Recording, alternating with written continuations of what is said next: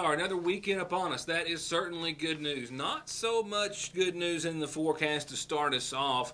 We could see some showers, some storms tonight, and if we do, you're going to see them for a while because they won't be moving. In fact, they might just park right over wherever you happen to be. It is going to be a hit-and-miss situation, but those showers, coupled with the fact that we could see some more storms in the forecast, pretty much Saturday through Thursday, that could also produce some heavy rainfall. Not major flooding issues, but some minor flooding issues to warn you about, certainly.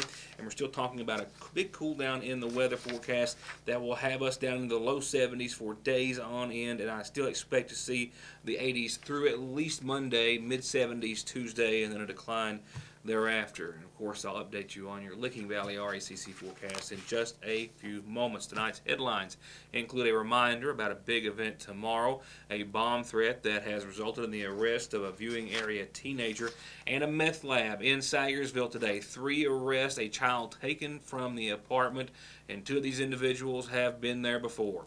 We'll have a complete story on that in just a few moments, and only a few other headlines, and of course a calendar and some other information to go along with it.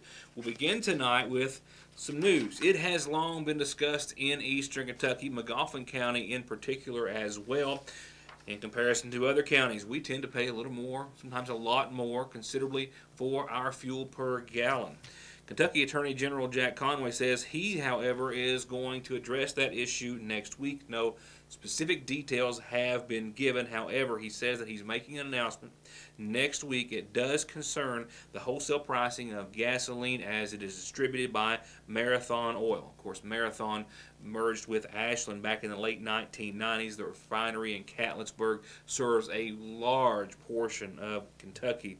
Conway says that he has had an investigation into the matter for years now, and without any assistance from anyone in the federal arena, he is ready to make an announcement. He says also that this is not a political move just before the election, but something that he has been wanting to address for quite some time. No other details, as I said, were given. We'll have to wait and see next week what's contained therein. Well, I didn't mention it. Baseball season is in high gear, and just to let you know, and there was a video that circulated, and one of it was a little more showy, if you will, on social media. But nevertheless, the Kentucky High School Athletic Association has handed down some penalties against both Pike Central and Lawrence County after an incident that most everyone, I'm sure, has at least heard of during a high school baseball game. A player was arrested for assault as he was an adult, and now both teams are facing penalties. Both will have to forfeit at least one of their remaining contests. Both are on probation for the rest of this season.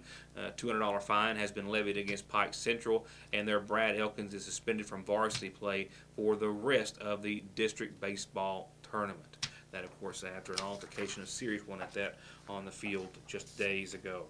Just got this in from the city of Sayersville. They are holding an auction to the highest bidder. They're going to open up bidding for 2 dump trucks. I reported to you this after we were covering a recent meeting, but I have hence the following public service announcement that this auction will take place on May the 15th. That is next Friday, 1 o'clock in the Sayersville City Hall parking lot, I do believe, or the fire department parking lot. One is a 1980 Ford diesel 13-speed.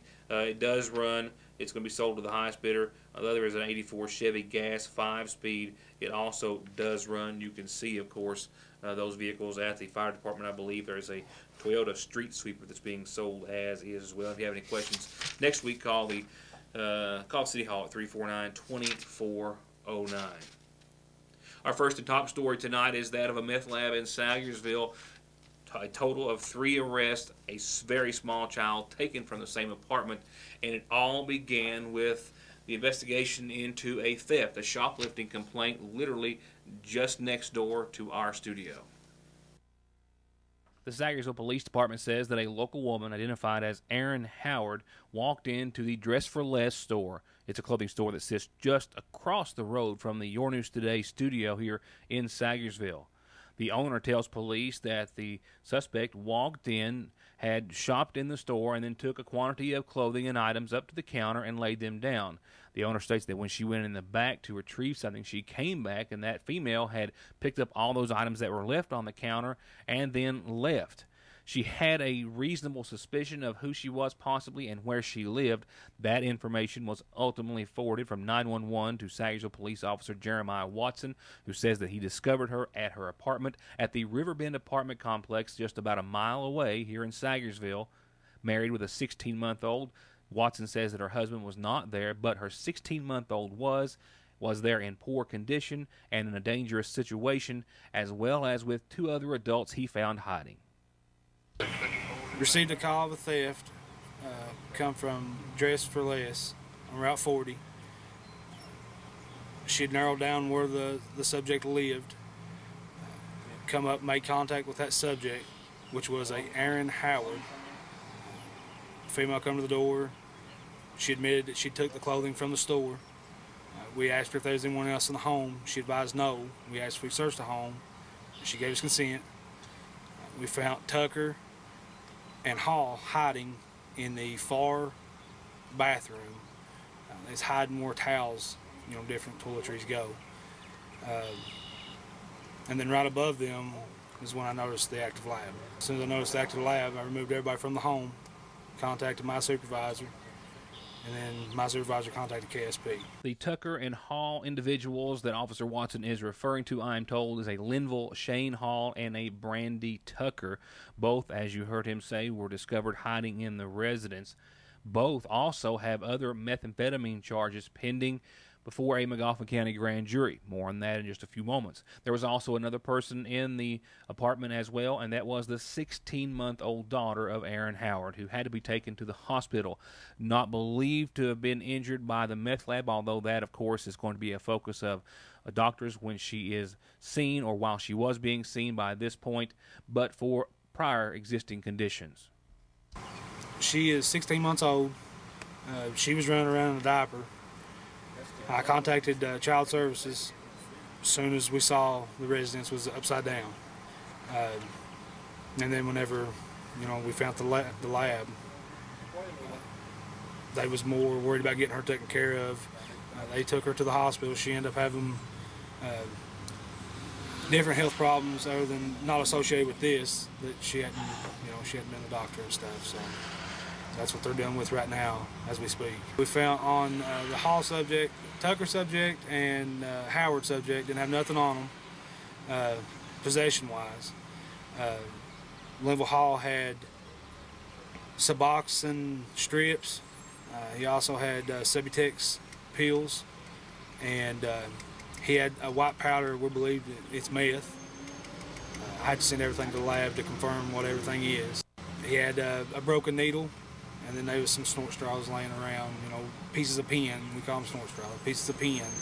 They take the insides out of the pen and use it to snort, the powder substance. 3 suspects had to be decontaminated. Transtar come and decontaminated the child. They transported her to Palby Hall. The state police come out and remove the generator and the other supplies used with the lab. And then I'm going to take these 3 to the hospital, have them decontaminated again, and then to the jail and have them decontaminated again a 3rd time at the jail before they're housed. As for Linville Shane Hall and Brandy Tucker, 2 of the 3 arrested today. Those same 2 were arrested by the Sheriff's Department on or around January the 1st, also for another.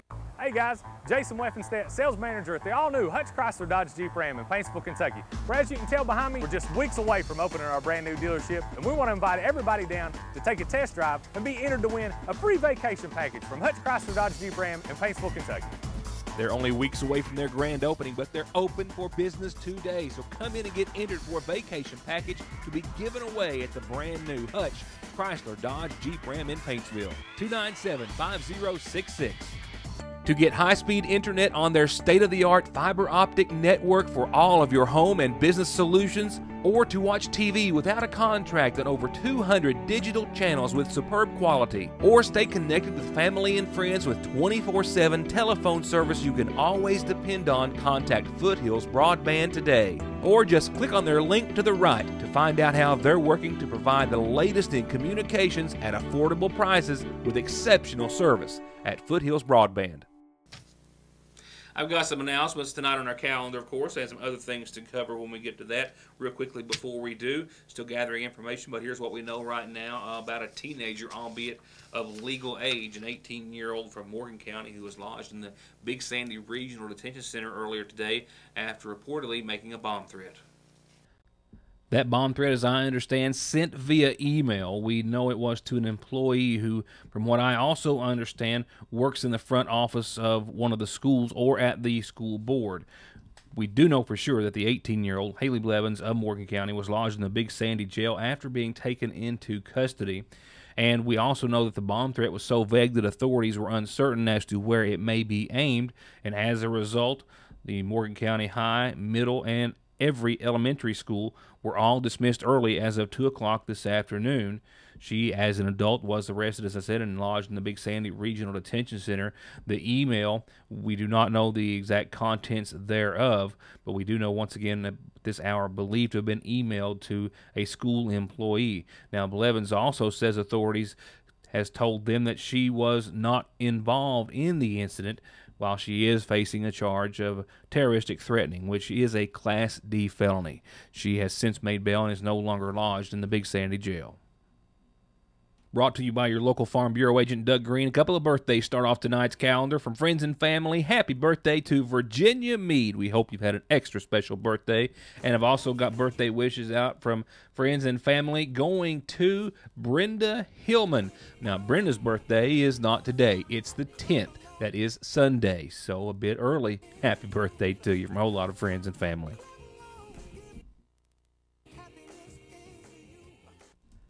And a couple of reminders on this Friday's calendar. The Gullett Family Reunion is tomorrow morning at 11. Please bring a covered dish with you. Everyone's invited for the Gullett Family Reunion at the Joy Global Shelter, which is over behind, in between the playground, if you will, and the Ramey Pool.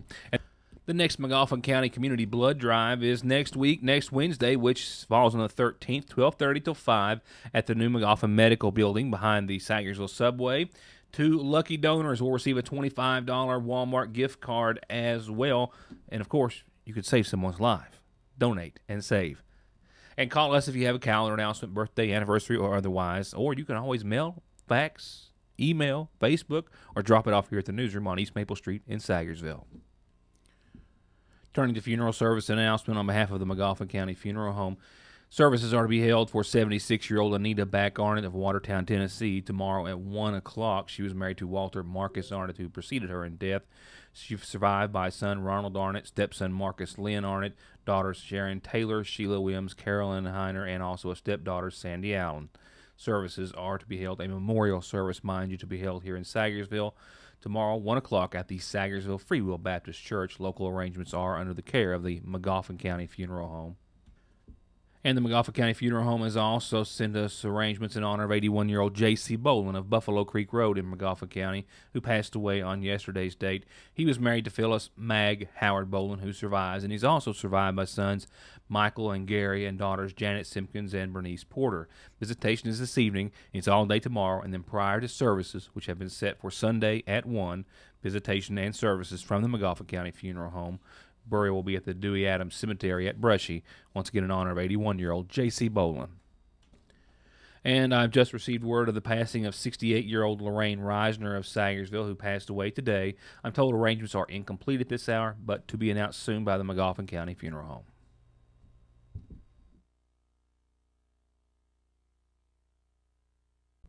Well, I knew things were going entirely too smooth for Friday, considering.